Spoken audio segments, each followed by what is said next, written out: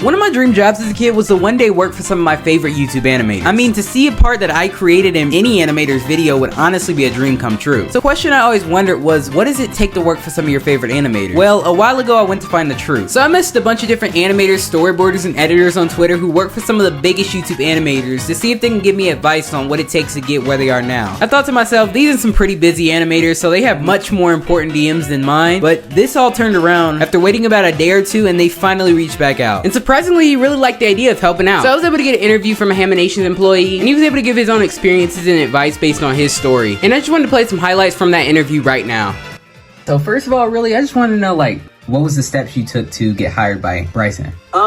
I mean, the real steps with, like, the hiring process for, like, Haminations and pretty much, like, any job is, like, you definitely do want to have, like, the skill set and will have, like, the ambition, like, yes, I want to work for this channel. But it's also networking and that kind of stuff, and going to places like VidCon also helped me out a little bit. And I met a lot of animators. It's like you're able to get your foot in the door with, like, meeting people, like, online or in real life, kind of just depends on whatever. And that's kind of what happened with Haminations. I was able to meet some people on the team that I've just now considered, like, very close friends of mine. They're very cool people. So, like, how did you meet friends in, like, the animation community? Were you just, like, messaging people, or? A lot of it just has to come naturally, because you can meet people in a lot of different ways online. It's kind of just like you can send, like, a message and be like, hello, I am this person. But it's also just like a lot of my friends, I can't even remember how I first met them. Literally, I've met some of my friends just, like, joining a server and then joining a VC, talking for a bit, and then just like that, just end up staying in that VC, being like the last ones in that VC and talking for like hours on end. Met some new people and kind of just was able to make my presence known more with a lot more people and kind of just make more connections around the community. So all right, well, the next question was